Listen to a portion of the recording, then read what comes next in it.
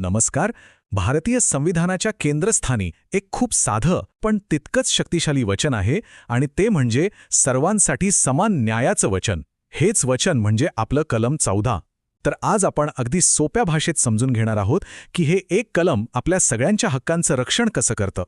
चला तर मग सुरू करूया.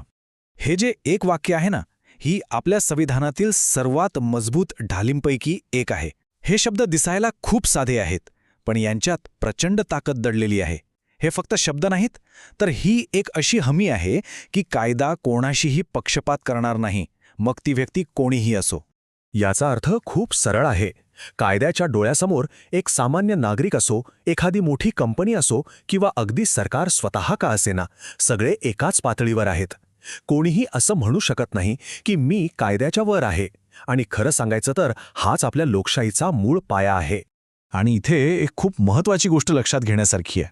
कलम 14चं संरक्षण फक्त भारतीय नागरिकांपुरतं मर्यादित नाहीये. नाही, तर भारतात असलेल्या प्रत्येक व्यक्तीला, अगदी परदेशातून आलेल्या पर्यटकांपासून ते मोठमोठ्या कंपन्यांपर्यंत सगळ्यांना कायद्याचं हे संरक्षण मिळतं. तर मग या कलमाचा नेमका अर्थ काय होतो हे समजून घेण्यासाठी आपल्याला ते दोन महत्त्वाच्या भागांमध्ये विभागून पाहावं लागेल. असं समजा की ही समानतेच्या एकाच नाण्याच्या दोन बाजू आहेत. हे दोन भाग आहेत, कायद्यापुढे समानता आणि कायद्याचे समान संरक्षण. यातला जो पहिला भाग आहे तो सरकारला सांगतो की तुम्ही कोणालाही स्पेशल ट्रीटमेंट देऊ शकत नाही, आणि दुसरा भाग म्हणतो की तुम्ही सगळ्यांना समान परिस्थितीत समान वागणूक दिलीच पाहिजे. म्हणजे एक नियम काहीतरी करण्यापासून थांबवतो, तर दुसरा काहीतरी करायला सांगतो. आता हा जो पहिला भाग आहे, कायद्यापुढे समानता, याचा सरळ अर्थ आहे की तुमचं पद, पैसा किंवा तुमचं कुटुंब काहीही असो, देशाचा कायदा सगळ्यांसाठी एकच असणार. कोणालाही विशेष सवलती किंवा वेगळे नियम लागू होणार नाहीत. आणि दुसरी बाजू, कायद्याचे समान संरक्षण, ही तर सरकारवर एक जबाबदारी टाकते. याचा अर्थ असा की जर दोन लोकांची परिस्थिती अगदी सारखी असेल, तर कायदा त्यांना सारखीच वागणूक देईल.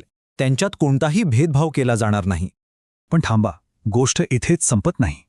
काळानुसार आपल्या सर्वोच्च न्यायालयाने कलम 14चा अर्थ आणखी व्यापक केला.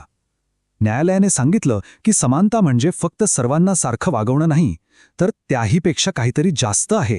सर्वोच्च न्यायालयाने समानतेची व्याख्या थेट मनमानी सत्तेच्या विरोधात आणून ठेवली. हा एक खूपच मोठा आणि महत्त्वाचा निर्णय होता, ज्यामुळे कलम 14 आणखी शक्तिशाली झालं. याचा अर्थ असा की सरकार कोणताही निर्णय किंवा कायदा आपल्या मर्जीने कोणत्याही तर्काशिवाय लागू करू शकत नाही. आता मनमानीपणा म्हणजे नक्की काय?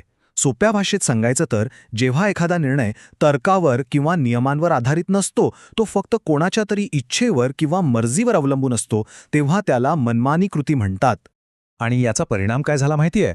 आता कलम 14 नुसार सरकारची कोणतीही कृती जर अयोग्य, अन्यायकारक किंवा तर्कहीन वाटली, तर तिला थेट न्यायालयात आव्हान देता येतं. म्हणजे बघा, समानता आता फक्त भेदभावाविरुद्ध नाही, तर सरकारच्या मनमानी कारभाराविरुद्ध एक मोठं शस्त्र बनली आहे. आता एक व्यावहारिक प्रश्न मनात येतोच. जर सगळेजण समान आहेत, तर याचा अर्थ सगळ्यांना प्रत्येक परिस्थितीत अगदी सारखीच वागणूक द्यायला हवी का? कायदा याबद्दल काय म्हणतो ते पाहूया.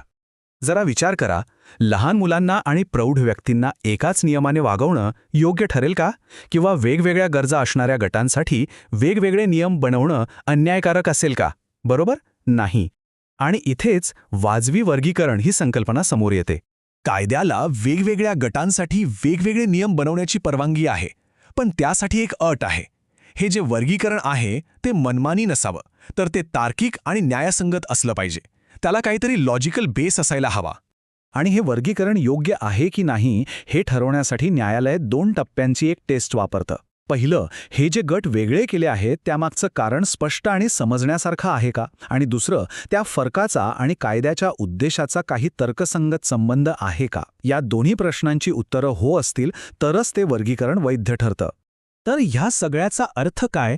सोप्या शब्दात सांगायचं तर कलम 14 हा फक्त एक नियम नाहीये, तो आपल्या संपूर्ण कायदेशीर व्यवस्थेचा पाया आहे. न्यायाची संपूर्ण कल्पना ह्याच कलमावर उभी आहे. बघा, हे कलम सरकारला अमर्याद अधिकार वापरण्यापासून रोखतं. हे फक्त नागरिकांचंच नाही, तर देशातल्या प्रत्येक व्यक्तीचं संरक्षण करतं. समानतेचे जे बाकीचे अधिकार आहेत, जसे की कलम 15 ते 18, त्या सगळ्यांचा उगम इथूनच होतो. आणि सगळ्यात महत्त्वाचं, हेच कायद्याचं राज्य मजबूत करतं.